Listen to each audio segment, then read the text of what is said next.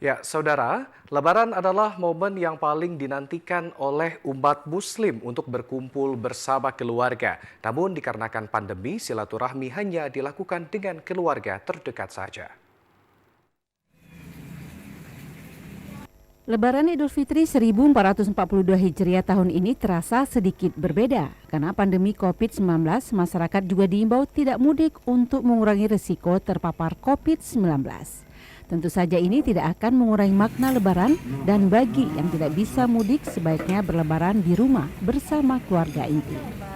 Dengan begitu, suasana Lebaran akan tetap menyenangkan dan semakin akrab dengan keluarga sambil menikmati menu atau hidangan kue Lebaran yang disajikan. Banyak cara memanfaatkan momen Lebaran bersama keluarga di era pandemi ini untuk menghindari risiko terpapar dengan bersilaturahmi atau berkunjung dengan keluarga yang terdekat. Tajidi, Marhama, TVRI Sumatera Selatan.